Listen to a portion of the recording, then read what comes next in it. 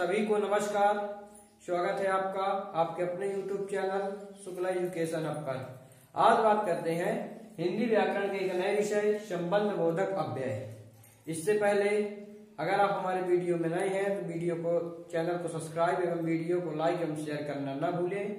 कुछ स्टूडेंटों को कमेंट आया कि सर वीडियो क्यों नहीं आ रही, तो उनको बताना चाहता हूं मैं कि मेरी बड़ी दादी का समय निधन हो गया और मेरी तबीयत अच्छी नहीं थी, इसके कारण वीडियो नहीं आ पा रही थी। चलिए शुरू करते हैं। संबंध बोधक अव्यय की परिभाषा है वे शब्द जो दो शब्दों व दो वाक्यों के बीच संबंध को दर्शाते हैं संबंध बोधक अव्यय कहलाते हैं। रिपीट अगेन, वे शब्द जो दो शब्दों व दो वाक्यों के बीच संबंध को दर्शाते हैं संबंध बोधक अव्यय कहलाते हैं। इसका उदाहरण है जैसे रेखा के साथ कमला आएगी और दूसरा उदाहरण है मेरे घर के पास मंदिर है।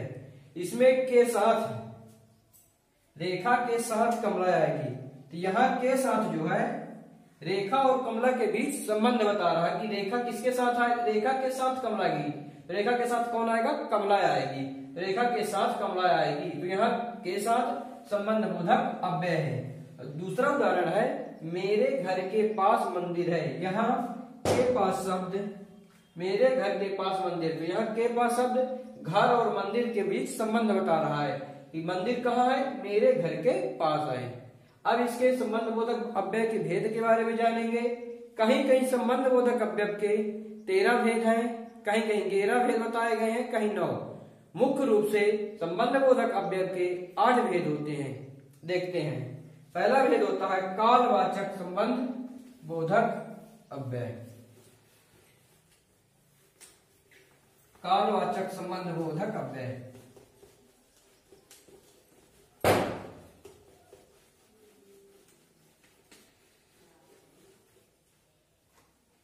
पहला है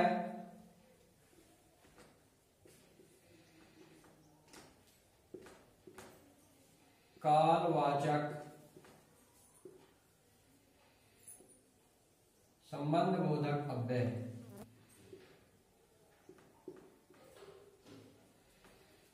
संबंध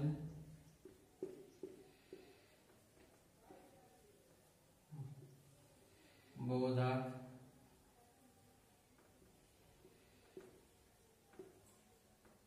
अव्यय। पहला भेद है कालवाचक संबंध बोधक अव्यय। इसकी परिभाषा है जिन अव्यय शब्दों से हमें समय का बोध होता है, जिन अव्यय शब्दों से हमें समय का बोध होता है उसे हम कालवाचक संबंध बोधक अव्यय कहते हैं।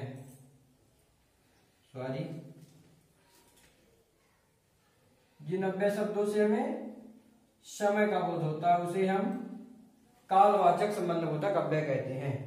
उदाहरण है जैसे पहला उदाहरण है पापा जी के आने से पहले घर चलो। पहला उदाहरण है पापा जी के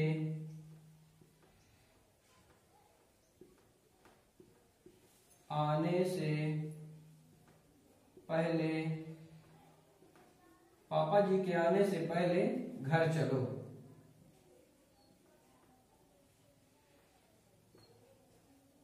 पापा जी के आने से पहले घर चलो।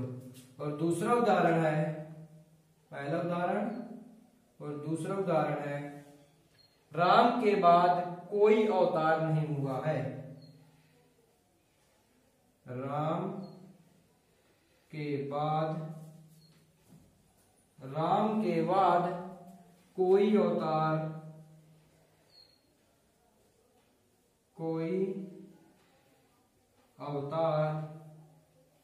नहीं हुआ है। राम के बाद कोई अवतार नहीं हुआ है। पापा जी के आने से पहले घर चले, घर चलो, तो यहां से पहले कालवाचक संबंध बोधक अव्यय है। कालवाचक संबंध बोधक अव्यय है।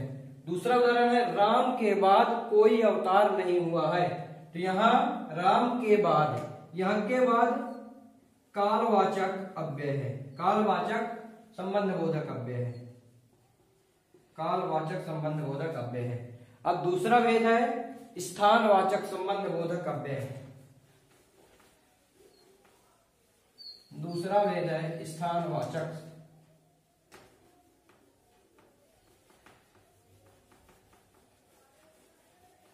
दूसरा भेद है स्थानवाचक संबंधबोधक अव्यय।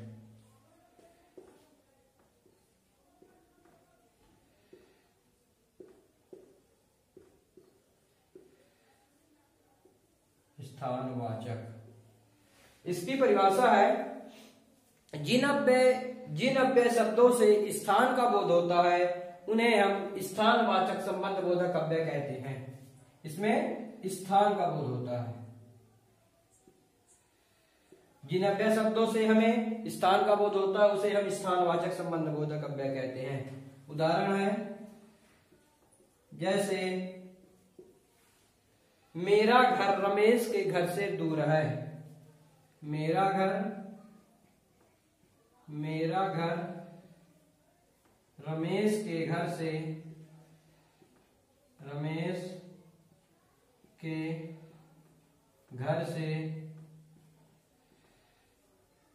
दूर है। मेरा घर रमेश के घर से दूर है। और दूसरा उदाहरण है मेरे घर के सामने आम का बगीचा है। मेरे घर के सामने आम का बगीचा है। आम का, मेरे घर के सामने आम का बगीचा है। यहाँ मेरे घर रमेश के घर, मेरा घर रमेश के घर से दूर है। तो यहाँ से दूर शब्द स्थानवाचक संबंधबोधक है। स्थानवाचक संबंधबोधक। और दूसरा उदाहरण है मेरे घर के सामने आम का बगीचा है। तो यहाँ के सामने शब्द स्थानवाचक संबंधबोधक अव्यय है। स्थानवाचक संबंधबोधक अव्यय। उम्मीद है आपको समझ में आया होगा। तीसरा भेद है दिशावाचक संबंधबोधक अव्यय।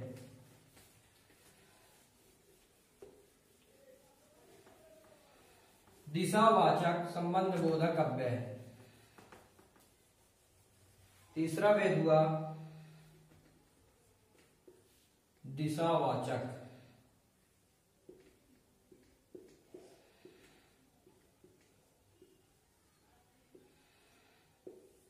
दिशावाचक संबंधबोधक अव्यय। इसकी परिभाषा है जिन अव्यय शब्दों से किसी दिशा का बोध होता है उसे हम दिशावाचक संबंधबोधक अव्यय कहते हैं। इसमें दिशा का बोध होता है। जिन अव्यय शब्दों से हमें दिशा का बोध होता है उसे हम दिशावाचक संबंधबोधक अव्यय कहते हैं। जैसे उदाहरण है जैसे घर के आगे बगीचा है। पहला उदाहरण हुआ घर के आगे बगीचा है। घर के आगे बगीचा है। दूसरा उदाहरण है वह मंदिर की ओर देख रहा था। वह मंदिर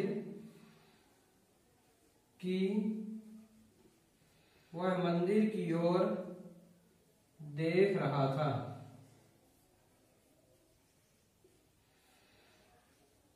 वह मंदिर की ओर देख रहा था। यहाँ घर के आगे, यहाँ के आगे शब्द दिशावाचक संबंधबोधक है। दिशावाचक संबंधबोधक अव्यय है। के आगे, यहाँ वह मंदिर की ओर देख रहा है। यहाँ की ओर शब्द दिशावाचक संबंधबोधक अव्यय है। की ओर शब्द दिशावाचक संबंधबोधक अव्यय है। इसका चौथा भेद है साधनवाचक संबंधबोधक अव्यय। चौथा भेद है साधनवाचक। चौथा भेद है साधनवाचक।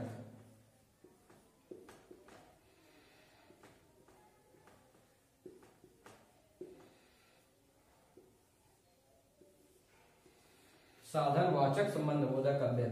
इसकी परिभाषा है, जिन अव्यय शब्दों से हमें किसी साधन का बोध होता है उसे हम साधनवाचक संबंधबोधक अव्यय कहते हैं। इसमें साधन का बोध होता है, साधन, इससे हमें साधन का बोध होता है। जैसे उदाहरण है, जैसे राम ने रावण को बाण से मारा, राम ने रावण को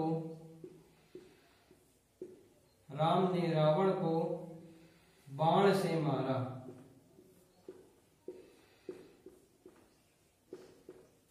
राम ने रावण को बाण से मारा। सॉरी, इसका दूसरी प्रकार से उदाहरण बनेगा, राम ने बाण के द्वारा, राम ने बाण के द्वारा रावण को मारा, रावण को मारा। और दूसरा उदाहरण है, वह मित्र के सहारे ही पास हो सकता है, वह मित्र के सहारे ही पास हो सकता है, पास हो सकता है, वह मित्र के सहारे ही पास हो सकता है। तो यहाँ राम ने बाण के द्वारा, किसके द्वारा मारा? बाण के द्वारा। राम ने बाण के द्वारा, तो यहाँ के द्वारा साधनवाचक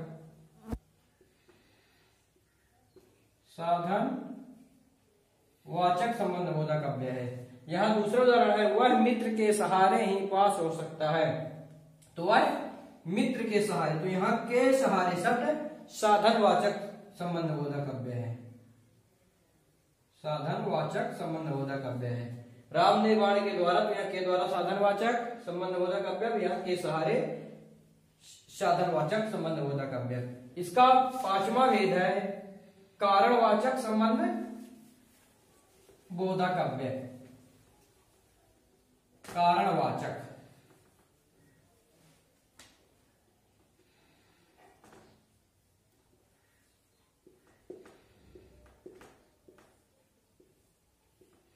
पांचवा भेद हुआ कारणवाचक संबंधबोधक अव्यय, या इसे हम हेतुवाचक भी कहते हैं,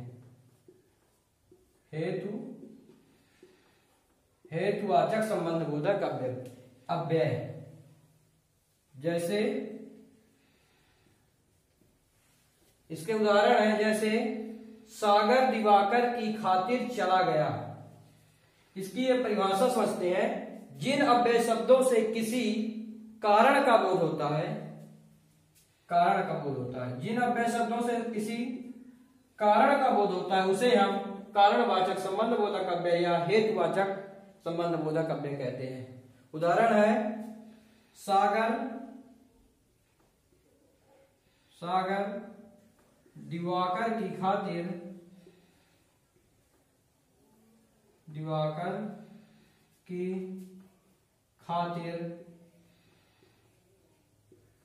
चला गया।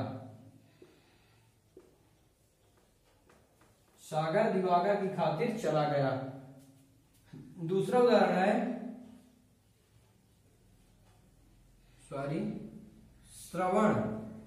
श्रवण कुमार अपनी पितृभक्ति के कारण, अपनी पितृ एवं मातृ भक्ति के कारण जाने जाते हैं, भक्ति के कारण जाने जाते हैं,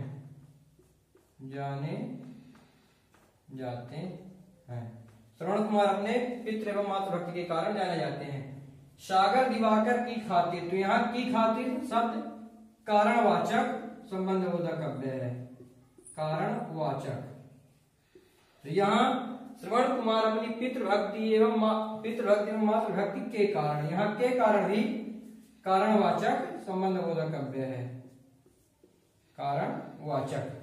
किसके कारण जाने जाते हैं? पितृभक्ति एवं मातृभक्ति के कारण।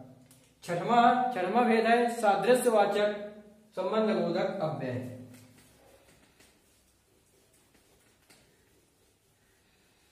सादृश्यवाचक,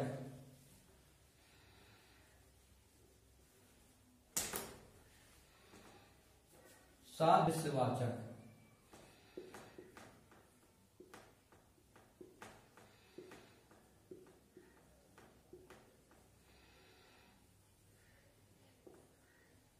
छठवां है सादृश्यवाचक संबंधबोधक अव्यय।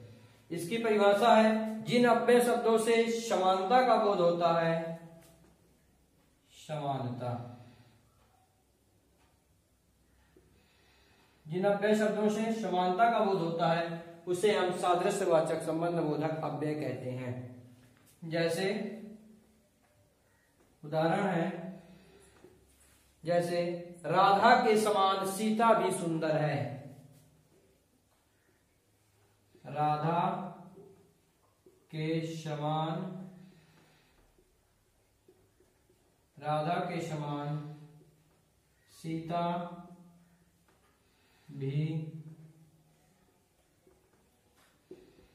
सुंदर है, राधा के समान सीता भी सुंदर है।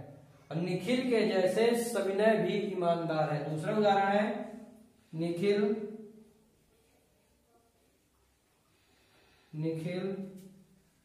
के जैसे सविनय भी, निखिल के जैसे सविनय भी ईमानदार है,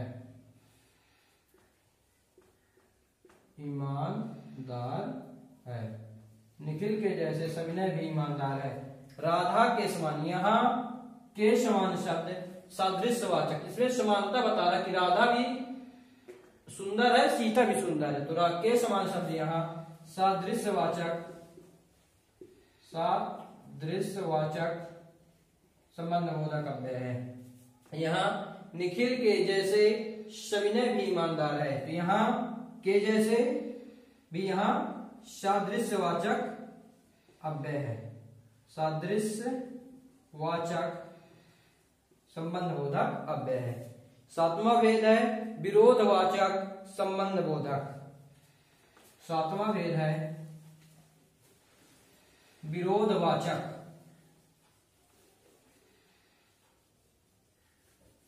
सातवां भेद है विरोधवाचक संबंधबोधक अव्यय।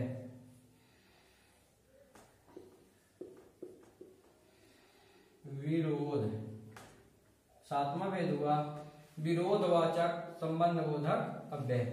इसकी परिभाषा है जिन अव्यय शब्दों से प्रतिकूलता या विरोध का बोध होता है उसे हम विरोधवाचक संबंधबोधक अव्यय कहते हैं।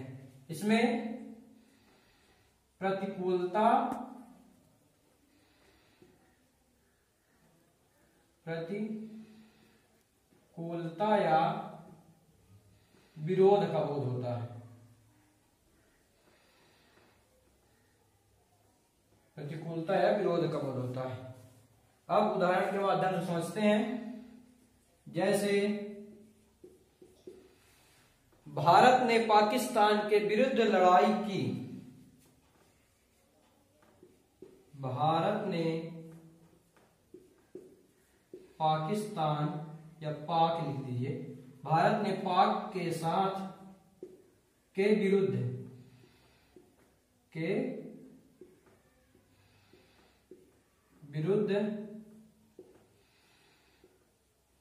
लड़ाई की, भारत ने पाक के विरुद्ध लड़ाई की।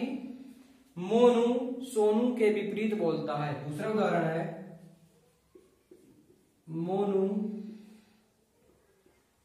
सोनू के विपरीत बोलता है।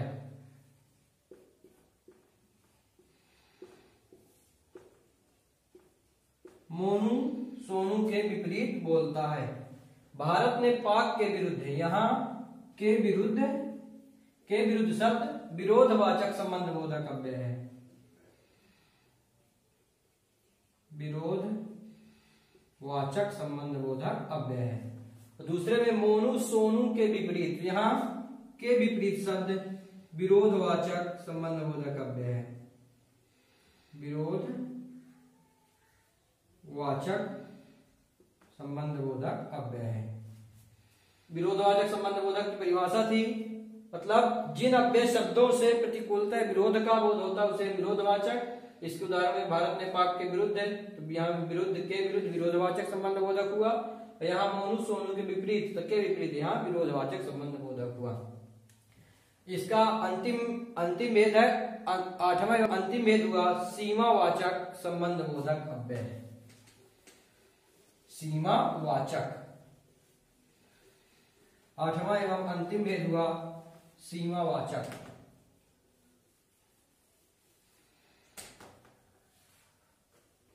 आठवां भेद हुआ सीमावाचक।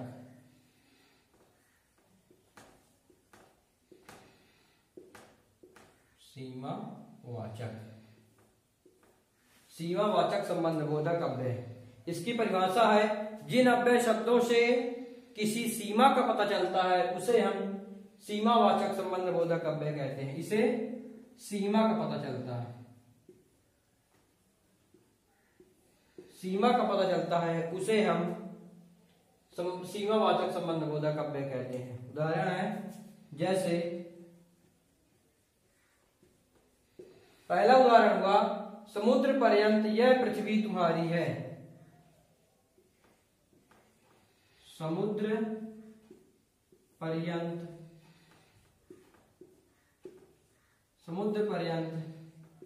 यह पृथ्वी तुम्हारी है। समुद्र पर्यंत यह पृथ्वी तुम्हारी है। दूसरा उदाहरण है, तुम मुझे मात्र 100 रुपए दो।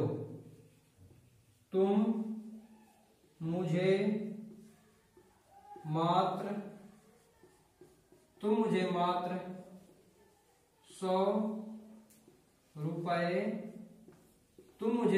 100 रुपए दो। इसमें समुद्र पर्यंत यह पृथ्वी तुम्हारी है। तो यहां पर्यंत जो शब्द है, यहां सीमावाचक संबंध बोधक अव्यय है। पर्यंत शब्द यहां सीमावाचक संबंध बोधक अव्यय है। और दूसरा है, तुम मुझे मात्र 100 रुपए दो। तो यहां जो है मात्र शब्द सीमावाचक संबंध बोधक अव्यय है। सीमावाचक संबंध बोधक की परिभाषा थी, जिन अव्यय शब्दों से किसी सीमा का पता चलता है उसे हम सीमावाचक संबंध बोधक अव्यय कहते हैं। इसके उदाहरण। उम्मीद है कि आपको वीडियो समझ में आया होगा। प्लीज हमारे वीडियो को लाइक एवं चैनल को सब्सक्राइब एवं शेयर करना ना भूलें। धन्यवाद।